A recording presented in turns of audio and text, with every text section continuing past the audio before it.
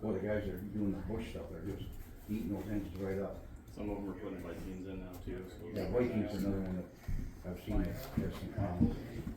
Yeah, but they have, you know, machining in there, they just haven't held together like. Morning. Morning. How we doing? Good. How about you? Good. Morning, kids. what's that? Morning, kids. How we doing? Hi. Well, Bob, congratulations. A bunch of your friends got our heads together, and you can be upset with me later.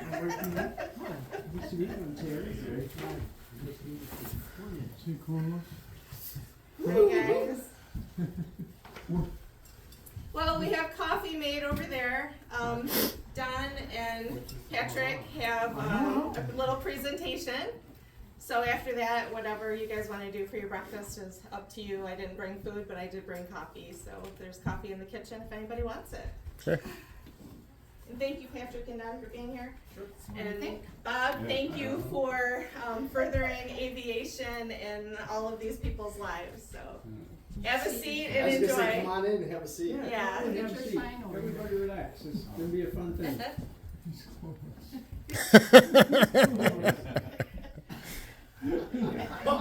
I know. It's all good, really, it is. Everybody here is to celebrate you and come on in, guys, have a seat. Everybody come on in. Great form, I don't know if we've met before. Barely. Want some coffee? What are you Good. How you doing? Come on in, have a seat. I guess they don't understand. That's because you're old, you're old. And honor you. Morning, how you doing? Well, no, that's the first time I've ever seen you speechless, I mean. Say a word. I've never seen you speechless too. Is that what you like the FAA to do? Thanks, Sue. So, do you want the lights down whenever you're ready to get started? I got coffee. Go ahead and grab coffee while I Okay, you want some coffee, Greg? There's coffee in the kitchen, I made it.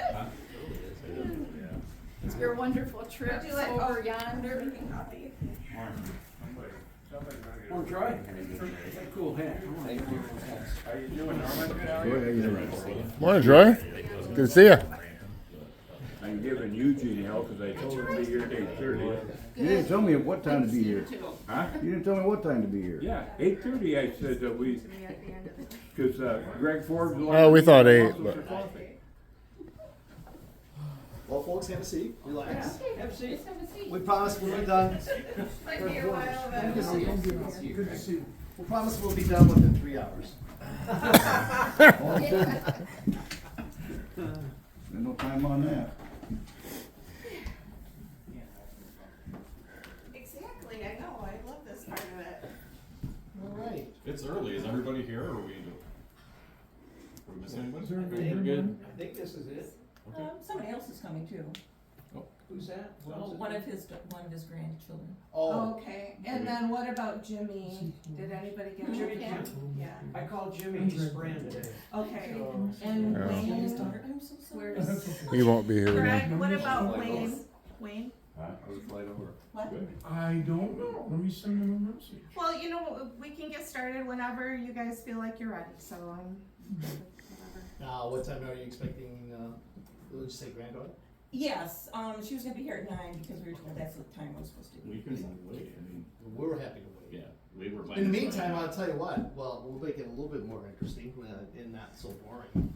We'll, I did a little PowerPoint with some of your photos that I was given, so it's a very short PowerPoint, but it'll loop and that'll take up a little bit of conversation time, so we don't mind waiting for granddaughter, that's pretty special. I wish I'd known, I could have really dug out some old ones. Good stuff.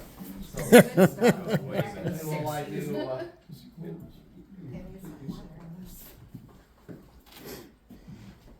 so we'll, go ahead and play this, and Bob, my name is Pat Ryan, I'm with the FAA, I'm here to help.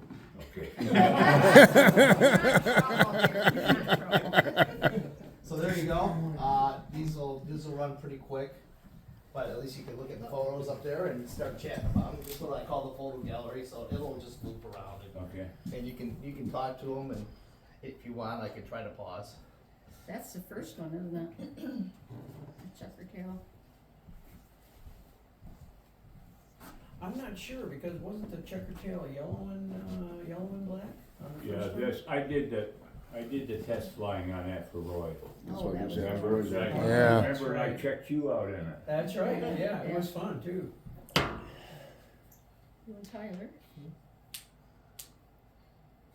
Yeah. That's our next pilot. All right. That's a pretty shot. That is. They're all stolen photos, so. There's a good one. That's a good one. So these will just loop around and repeat, so. Nice. I'm gonna switch PowerPoints.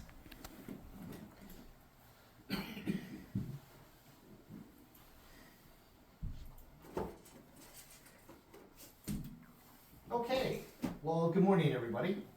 As most of you know already, for those that don't know me, my name is Patrick Ryan. I'm the Operations Program Manager out of the FSO at Willow Run. I'm a pilot by background, and for those that do know me, I'm sorry. And then other than that, I'm Don Brown, like I said, I'm based here, this is my home airport, my hangar's right behind the SASCON building. I'm also a pilot, I'm ATP, and an instructor and an A&P. great.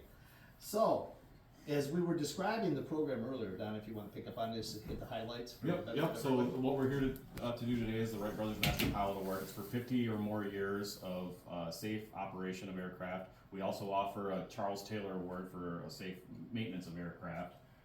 It's the most distinguished award that we offer for the FAA. They would not let us come out on a Sunday and do this if it wasn't, for sure. So it takes, like I said, 50 years, clean record, and then 3 letters of recommendation by your peers in order to receive these. Now, a key word up here is cumulative. All right, that means if you started, you took a break, and you have 50 cumulative years of experience as a pilot and of active flying and actively being a mechanic, that keeps you eligible. So if you had started out, got married, took a sabbatical, had kids, got a different job, and you can total up 50 years and show that to us, you'll be eligible for the award. And they weren't here earlier, but like I said, this is the most prestigious award that we offer. It really is. Less than 0.5% of all certificated pilots ever have received this, and you know, it's our pleasure and honor to do this. For And what is there pilot-wise now? Maybe 500,000 pilots. So if you think about, you know, It's a tiny amount. a very small amount, yes. So, anyways, the other thing is that it can be on, you know, issued up to 3 years posthumously. And then other thing is that the biggest disqualifying criteria is if you've ever had a revocation. If you had a little event, we'll look at it on a case-by-case basis. And trust me, there's pilots out there that have had, you know, a little mishap here or there, and they've still been eligible for the award. So, I mean, we'll look at it case by case. It depends on attitude, cooperation, humility, and how you fix the problem. So, it's always very good. You would be surprised how many people will never qualify for this. We see them every day. So, obviously today's date, and then in from Washington, D.C., from headquarters, the Orville Wilbur Wright Building, in collaboration, determined that you were eligible for this award with us. And so we're Distinguished Airman Alert regarding Bob Parker. So let's hear it for Bob. Yeah. Alrighty, his first solo, looks like August 10th, 1963. Was in a Piper Coat here at Owasso. If your first solo was probably like mine, it was probably playing with a toy airplane. Yeah, imagining that we were going to be flying. Okay, certificate ratings, kind of some. Yes, I don't know if this disqualifies me or not, but, I actually, I don't know if you remember the name Ray Rarick. Ray Rarick, was the flight instructor here back when I,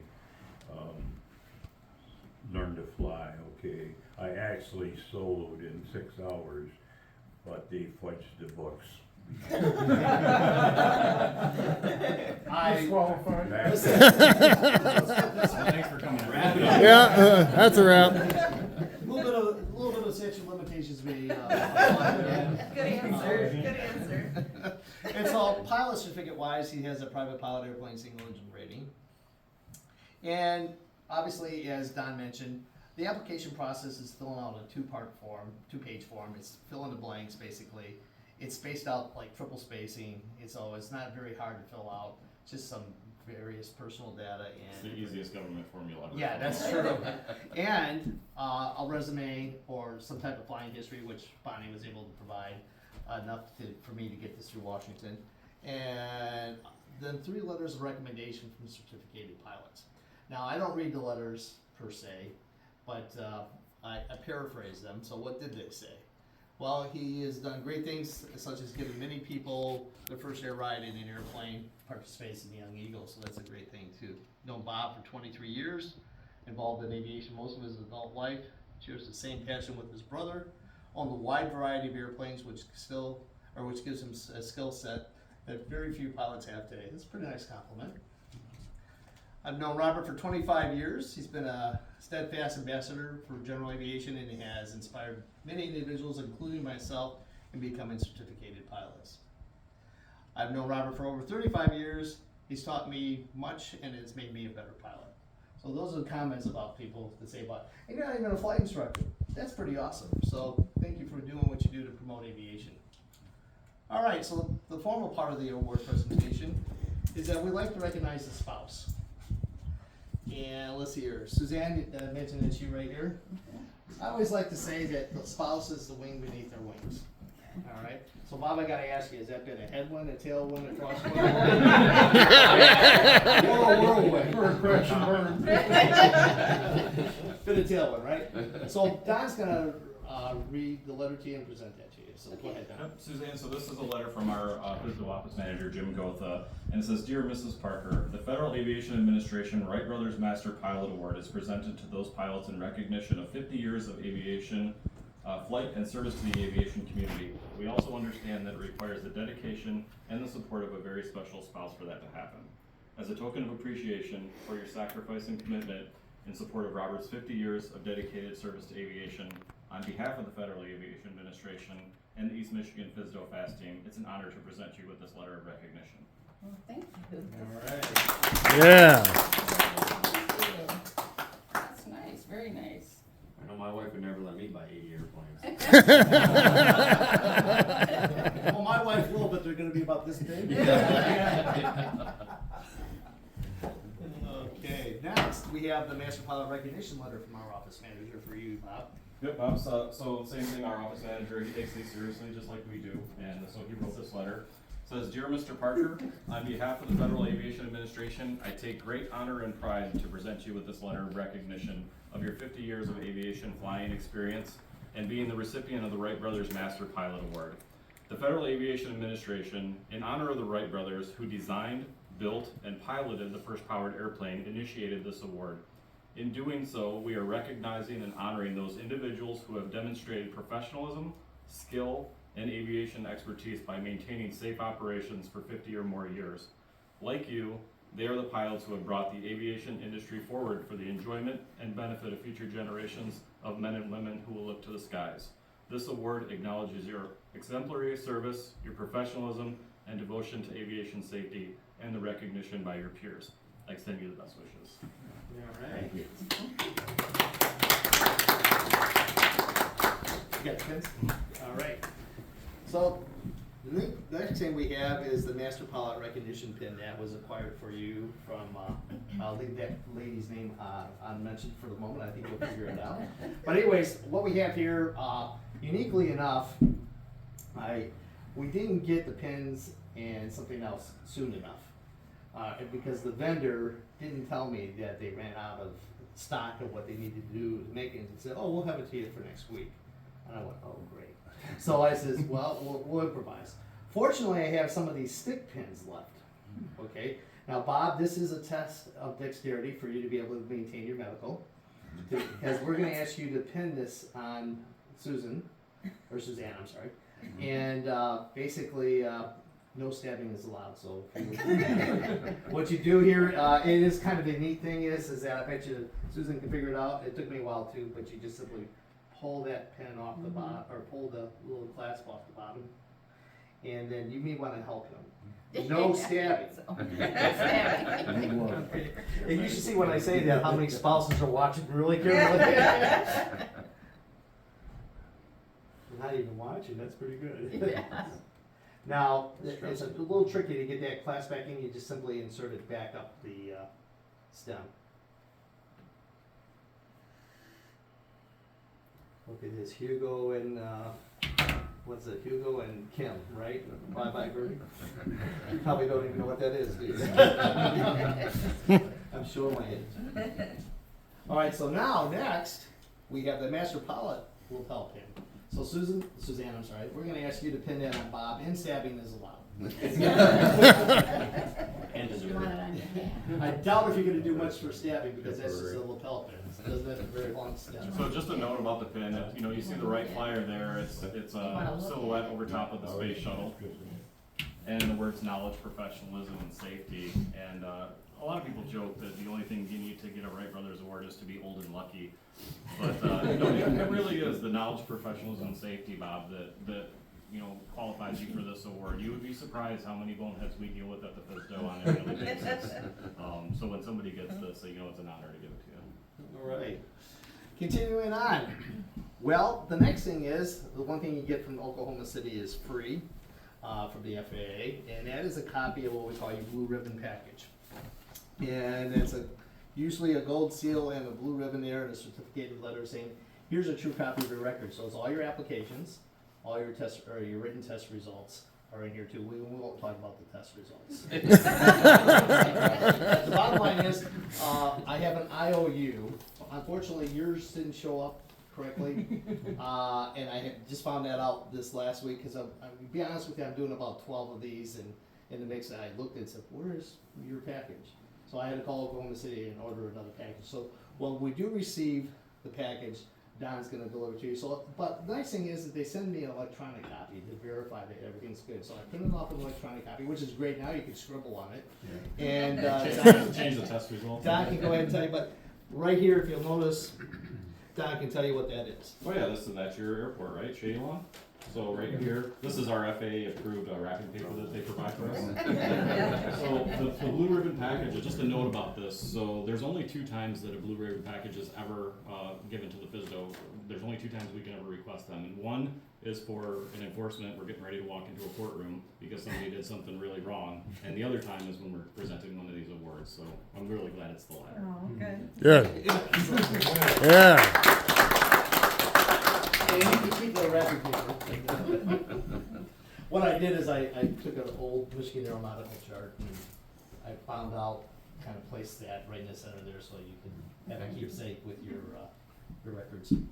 Okay, the next item is what we call the pretty plaque, the Master Pilot Award plaque. And again, that was ordered along with the pins by that special person who nominated you. And at this point in time, I have another IOU. The vendor that provides these, remember I told you we had to deal with 4 different people? Well, the vendor that provides these plaques failed to let me know that they weren't shipping it because they have the red board and it was back ordered. So they said, well, you get it next week. I'm going, oh great.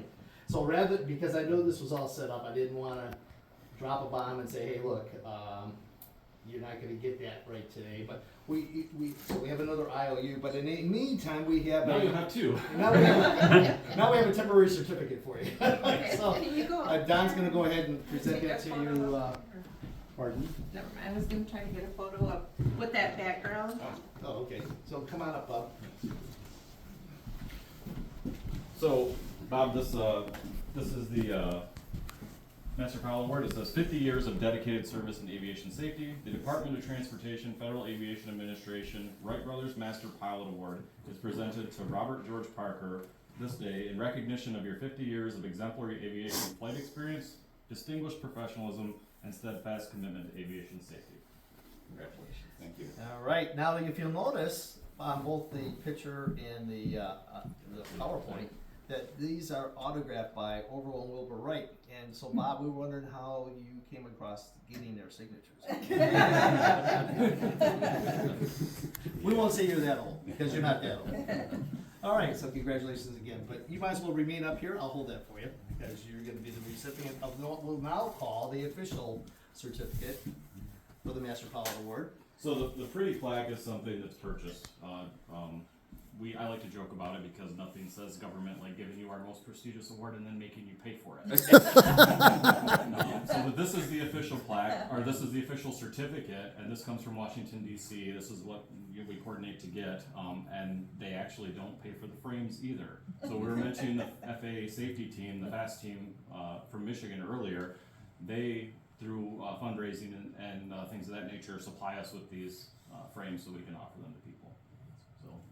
Other than that, this one is signed by the acting administrator and the Wright brothers again, so you did really good on getting those signatures. And Don, if you wanna read that one again. Yep, this is the official plaque. This is the Wright Brothers Master Pilot Award from Washington D.C. presented to Robert George Parker in recognition of your 50 years of exemplary aviation flight experience, distinguished professionalism, and steadfast commitment to aviation safety. Congratulations. All right. Thank you. Yeah. There you go, Bob. We'll take a little bit more of your time, just go ahead and relax for a few, but don't go too far. Like, don't leave the room. This one I call the roast and toast time. Okay, and I like to start out with the spouse by asking Suzanne Suzanne, right? Mhm. If you have anything you'd like to say about Bob. Any stories or memorable moments? Keep it clean. I think I remember, well, it wasn't the first flight I ever took, but the second flight I ever took was with him. And I remember it was a Luscombe. And there was a trip that we took to Plains, Georgia one time, and we went down there, we took what was it, Cherokee 180. Cherokee 180, we took down there and got a Mooney. And Mooney I named her Miss Mooney. And we did a lot of traveling in that airplane. And I was kind of attached to her, but she went along until the next one came along. I got so used to that now that it doesn't bother me anymore. Well, I always say the ladies compete with the software, which is another person, but they have a hard time competing with the hardware. Boys and their toys. So, anyways. But you like the Mooney, huh? Yeah, we took her to a Mooney convention in Asheville, North Carolina, and that was fun. That was my first convention to go to, and that was a lot of fun. Next one, we went down to Kerrville, Texas, and went to the Mooney factory and went through that and did a convention there too, and that was a lot of fun. We've been pretty different places. We went with Troy and Carrie out to Iowa one time, and that was a lot of fun. And but mostly it's watching in amazement how he put two RV-8s together, and different airplanes that like right now he's working on a little Mooney Cadet, and so it's our life. There you go. It's our life, so. How many Moonies have you owned, Bob? How many Moonies have you owned? Owned, actually, legally I've owned 7. I never really thought about it, but I've owned 5, 2 201s, 3 Chaparrals, and the baby Moonies are the little Mooney Cadets, so I've actually owned 7 Moonies. That's I'm a Mooney owner as well. Yeah. So, but my wife did not like it when we had it. But in her defense, the airplane that we owned before that was an Aztec. oh jeez. Yeah, that's a. So we went from Cadillac to Chevette. Yeah, I was gonna say sedan to a golf cart. Anyways, what other family members are here? Daughter, Shelley, Daughter and granddaughter. All right, Shelley, your turn. What would you like to say? oh Well, gosh. I've been flying my dad since I was, in diapers. And, I don't know, there's been so many planes, I used to love flying with Dad, getting up and going with him, and some of the things I used to love was his acrobatic airplanes that he had, and the smoke systems that he would have. And I remember one time we went flying and we would, dive on people's houses, and when we got back, From 5,000 to 1,500. Yeah. I believe that. 500 foot, right? Yeah. But I remember coming back and the cops being there saying, that an airplane went down. But it was just the smoke system, but, some concerned citizen was, Well, but. that's good. I'd rather somebody concerned than not. Yeah, Of course, the right. statute of limitations are over for that one too, so. Good. A lot though. When I finished my airplane here last year, I had the smoke on, and somebody called and said, "Hey, your plane's smoking really bad." And I was like, "Thank God." It worked. And I don't know if I should say this, but I swear we did some of the best TPing jobs. They couldn't get that toilet paper out of those trees when it was came from up above. See, it's 91 such and such, dropping objects from aircraft, yeah, okay. But as long as it doesn't Where do did harm to you, persons. get that flower bomb plaque? Where was that at? Noonan, Georgia. Noonan, Georgia, flower bomb. You got a plaque for winning the flower bombing. And I got one for dropping an egg out of the plane too. Easter egg hunter. Yes, yep, but my husband and I, made the best, little egg that we got dropped out of the plane, so. Dad, here's just a little something, my little contribution to your little award here. Here's, your original, flying mask, I found that, and dug that out. Like that. Have we found Snoopy yet? Yeah. I made this for you. Oh, man. Isn't that pretty? That's Thank you. nice. And then another one. Cool, all right. Thank you. So. Very nice. Very nice.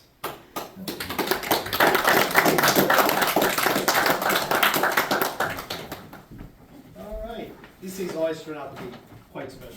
So, I guess this is your daughter? Yeah. Yeah. Yeah. Would you like to? This is my youngest. I have 3. And actually, we were 500 foot when we did that. Sparsely populated area, we have. I had, a long time ago, before you was born, probably, I was asked to. Maybe not. I was asked to do the town of Elsie back then had a grocery store, the IGA. Where's Bonnie? Right here. You remember the IGA store? I do, yeah, Jean's I- I think the owner of it, to come up with the idea that they wanted me to drop paper plates over the town of Elsie, and there would be numbers on them, and if you got one of those plates, you got like $25 worth of, and so I did that at about, was over the town of Elsie, it was over 2,000 foot, and. Well, 1,000 foot would be okay. The winning plate was over your house, of course. Took the winning plate home. Yeah.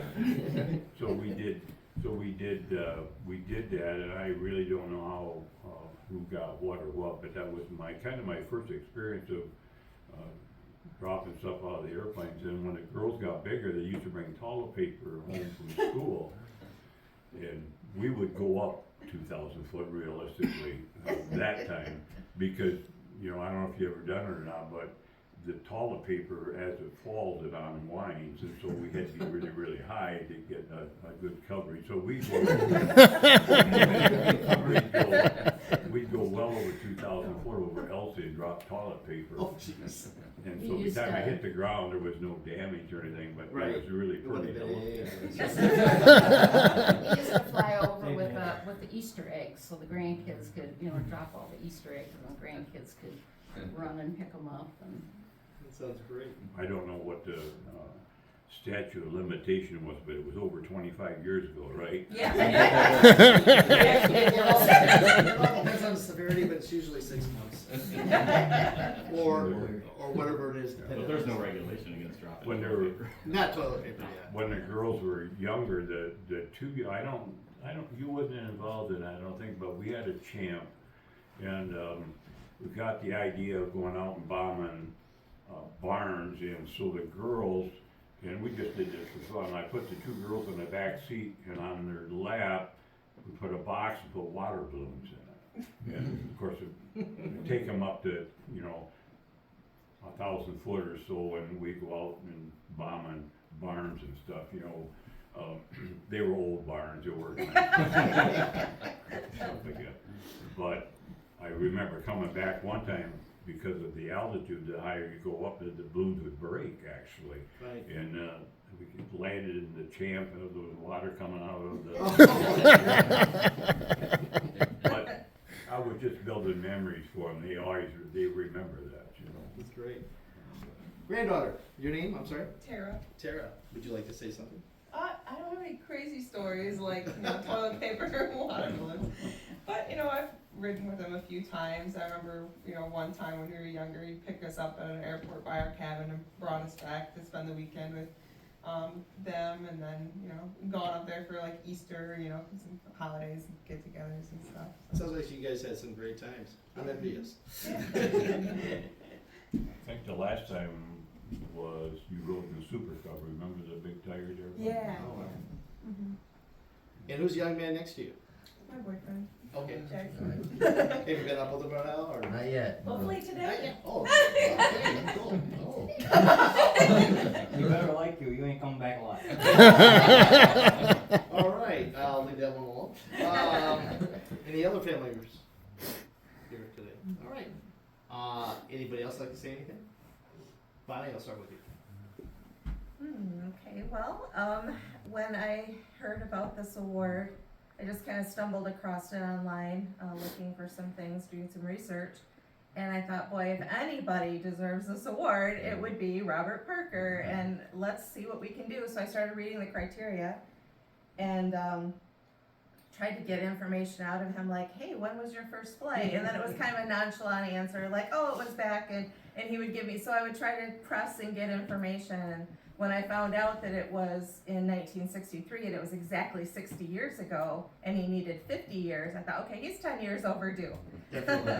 And then with that, and then just kind of the mentorship that he's given Tyler, which my husband and I, as our youngest son Tyler, Bob has been a great mentor in getting him in aviation. So Tyler's learning to fly and under one of the best. And then all of the support group of other pilots that are Bob's friends has been great for him too.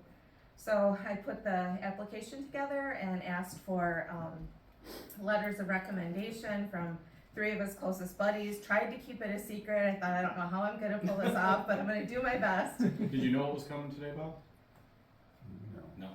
And I'm hoping he's still speaking to me after this.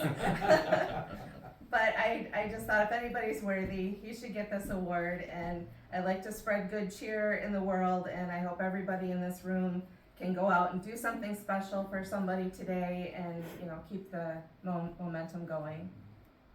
Well, I don't want to be the one that's in the way of a person in their meal, so who else would like to speak? Well, I've probably flown with Bob as much as anybody here. I started flying about 1983. My dad bought none of us had a pilot's license, and he bought, at that time, they just came out with 2-seat ultralights. And so we bought a 2-seat ultralight, and that's when the dealer didn't know anything about registered airplanes, and we found out immediately it had to be a registered airplane. So we got it in numbered, put it together, got the inspection, and I'm only 3 miles from Bob, so I landed there when I was flying that summer, and we talked about flying, and I got kind of geeked about it. And that fall, my brother and I, which just retired from NetJets, decided we'd take the ground school. And in the middle of the ground school, I got so excited about aviation, and I didn't know anything about airplanes, about how to buy one or maintain one. I was a car mechanic, And so I was talking to Bob about it, and he said, well, you know, I'll put an ad in the paper for, you know, it's like February, you know, and back then, you know, you put an ad in the paper, it's a lot different than today.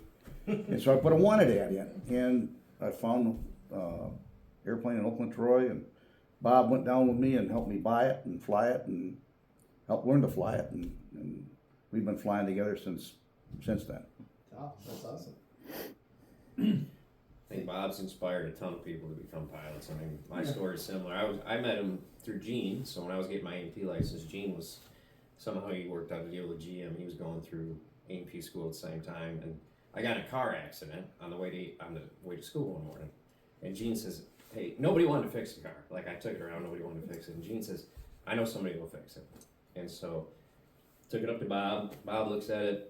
Yeah, I go collect all the parts. He cut the front end off, right, the strut towers, put it all back together. But through that, we built a friendship. And he didn't need my help, but he said, "Hey, I'll give you a break if you." I had my power plant license at the time. He said, "I'll give you a break if you put the magnetos on my RV8." Remember that? And so I hung the mags on the RV8. And he gave me a good deal fixing the car, which was awesome. I bought a powered parachute though. And so every time I talk to Bob, don't call me when you're hanging from the power lines. Don't call me. I'm not coming to get you down. I'm not coming to get you down. You need to get a real pilot's license.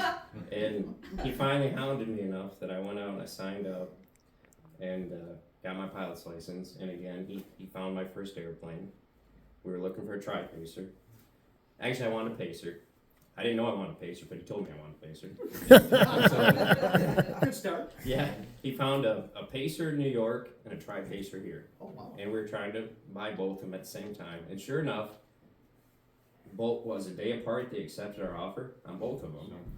And Bob says, "You buy the pacer, I'll buy the tri-pacer." Right. So he bought the other one, which was interesting. But I guess what I'm getting at is Bob is, I mean, he has inspired a ton of people.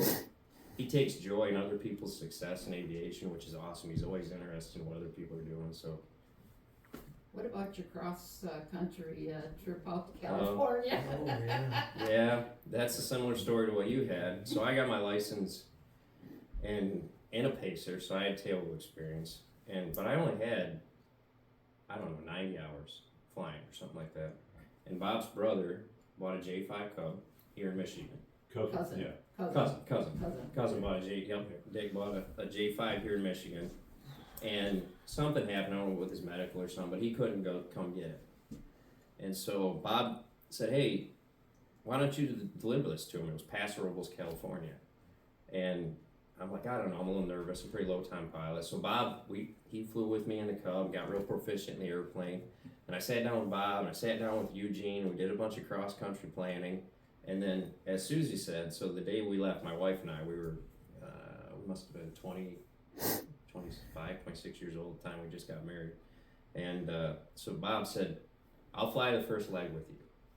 And so he had just finished his RV8. I think you were in the RV8, weren't you? Yeah. Mm-hmm. So we took off and we flew to Keokuk, Iowa, landed, yeah. stayed the night, and had fun, went out to dinner and stuff, and got up the next morning, and then they sent us off to the west, and they come back to the east, and my wife and I continued on. It was 26 and a half hours of flying to get out there. We dropped off at J5, and so I broke 100 hours flying time on my way to California in a J5 Cub, which was... But also what he is not saying, we had a lot of problems with that J3 Cub. Eugene and myself and a neighbor, Jimmy Kemp, we all flying it because the engine had been off of it. It had a fresh overhaul from, what's the guy's name down there what was it? Klein had overhauled the engine. It was 135 horse, and you couldn't keep oil in it. Literally, you could not keep oil in that engine. And but after having the engine off 3 times, and they overhauled it 3 times basically within a 2 month period, Troy basically broke the engine end going to California. So every time we got to California, it had pretty much stopped. Yeah, it was using a lot of oil when it left by the time we got there. It was pretty good. But Troy and I were talking back and forth, and you was down to Michigan City, Indiana, I think when we took off, and we was talking ear to ear back and forth, trying to stay in touch with him. Troy would say, well, I'm here, and I'd say, well, I'm here, and so on. We was quite a ways apart, you know, but still able to talk back and forth. But Troy's concern was that, trying to keep oil and thing on the way out there, and I don't know how many quarts oil you We had a had. bunch packed in the back. But by the time we got down, I mean, after we got 10 hours or so on it, it settled in. It was a good trip. We had, there are 2 stories about that, which my wife likes to tell. She's new to flying. I'm a new pilot. She hasn't hardly rode with me, and we're landing and I was picking 2 hours. It had a single wing tank, a header tank, and with that larger engine on it, it didn't have much range. So and of course all the planning, Gene did an awesome job, helped me figure out the route through the mountains and everything. Well, day 1, we were dodging weather. Yeah. And so we ended up south of our track. And so the rest of it was like out the window. Each time I take off, I'm picking an airport that's got gas. And we're coming into one of these small airports, and I'm 50 feet in the air. And my wife says, watch out for the power lines. I'm like, what power lines? I shove the throttle and away with, what power lines? Well, I'm like, well, she sees power lines and I don't see it. She's like, I don't see any power lines. I just don't want us to hit any. Just finally, you know, and I'm like, I don't see what she's talking about. And we had another, so we got down to Santa Rosa, New Mexico. And so the next leg put us through the pass by Albuquerque. And when we got to Santa Rosa, I don't remember the altitude, but I remember the density altitude when we got there was 11,000 feet. And so I'm coming into land, and I've never experienced this, right? All I know is I'm barely pulling the power back, and this thing's sinking like a brick. And we come down and we land, and I'm thinking you can tell by how fast things are going by. Oh, this is gonna be a wheel landing. I'm fast. Well, no, it comes in 3-point. We got a pretty good crosswind. I grabbed the heel brake, and the brake line blew out on the bottom of the airplane. Oh, no. So I was like, oh my God. So I shove throttle forward, I take off, and I don't think I got over 100 feet in the pattern. I have never seen anything like that. It just would not climb. And the whole time my wife's in the back going, what's going on? I'm nothing, and I'm pumping the heel brake. I'm like, I got no right brake. And I got landing across them, but it wasn't, I went back around and landed. Knowing that I wasn't going to have a brake when I landed made it a lot easier, just to figure you weren't going to be able to use it, you know. Make sure you got that aileron in. Yeah. And it wasn't a big deal. And so then we had to do, luckily I was an A&P at the time, because I had to get some parts from our local shop, and it was just that little flex line I had to fix on the bottom of it. So, but that was an exciting trip, and Bob set that up for me, and it's my wife's got a big scrapbook, and that's all because of you. And if it hadn't been for the training you gave me ahead of time, I'd have never been able to do it. So. Well, Terry, you had your hand up there for a moment. Yeah, I'll just kind of close out here. I've flown with Bob a couple of times. I remember the first time that I flew with him was in the back seat of Roy. He was in the back seat of Roy Phelan's RV-8, and I was thinking about building an airplane, building an 8, and Bob gave me a checkout in Roy's. So he's in the back seat, and he was just so relaxed, and we went up to Alma, and there was a little bit of a crosswind. I was concerned about it because it's a tailwheel airplane, and I didn't know how it would handle. He said, no, and he said the RVs are really good, you know, down close to the ground and across. And he was just really relaxed. Then, so I finished my RV-8, and then another guy built an RV-7A, Dingwally Dave. Robert likes to give people nicknames. He gave Dave Pohl a Dingwally Dave name. And so Dave There was a asked me reason to do behind the that if first- you've seen the airplane. So Dave asked me to do the first flight on that airplane after Robert had painted it in his shop up there and fixed all the dingwallies. And so I take off on the first flight, and everything's going well for the first half hour, and Robert is flying chase on me with his RV-8. And all of a sudden, my radios quit, the audio control panel quit and everything, and I had lost all electrical on that airplane. And fortunately, I had a handheld radio, and I radioed to Bob, who was on the wing, saying, hey, I lost my electrical system. I'm going to come back and make a landing. So this is my first landing in an RV-7A, and it's on Bob's. Didn't you lose the airspeed indicator? No, it was the You still had that electrical original system on it, I yeah. thought that was. And it was a short, anyway, we don't have to go into that, but when I was at the test pilot school, one of the modules in the course was how to fly proper safety chase. And what you wanna do in your safety chase is fly close enough that you can see what's going on, but far enough back and at a little bit more of an angle than normal formation, so that you're not in the pilot's field of view, and the pilot can do all the maneuvering he needs. Bob knew I had kind of an emergency going, and so he flew an excellent chase position. And I remember, just as I was touching down at his grass strip, Bob is just starting his go-around from his chase position, and it was absolutely perfect. And what I'd like to say is, Bob's just a natural in an airplane. He really is, and I've never ever seen anybody quite like that without any specialized training or reading in books and stuff like that. He's just a natural when he flies. I'd like to say another story. When we got married, almost 26 years ago, at our wedding, we had fly-in. Remember that, Eugene? Yep.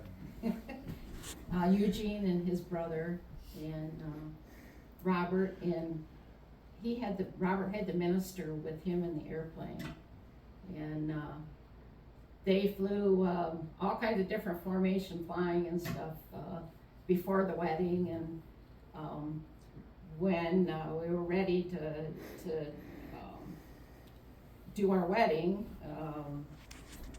they all flew in and landed their airplanes and pulled them up to up near the house, and everyone got out. They all had cowboy hats on, and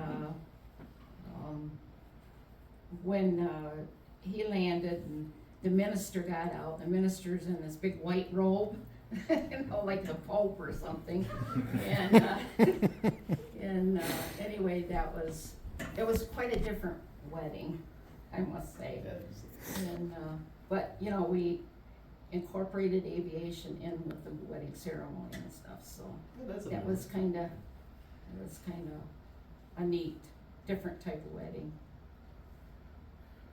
All right. Well, Bob, floor's yours. What would you like to say? My only regret of getting this prestigious award is you have to be old. I think it should be a 25-year award. Yeah, a 50-year award. But in any event, well, you're in good company because we presented Terry his last year. So, Really? So, You never told me that. yeah, so Secrets and secrets. I thought I saw it from over here. So you guys have matching pins now. Great. All right. Well, other than that, what else would you like to say? I'm just thankful for everybody showing up. I don't, I'm very grateful. Very good. I gotta get her. Well, I'll tell you what. Don't be too hard on Bonnie.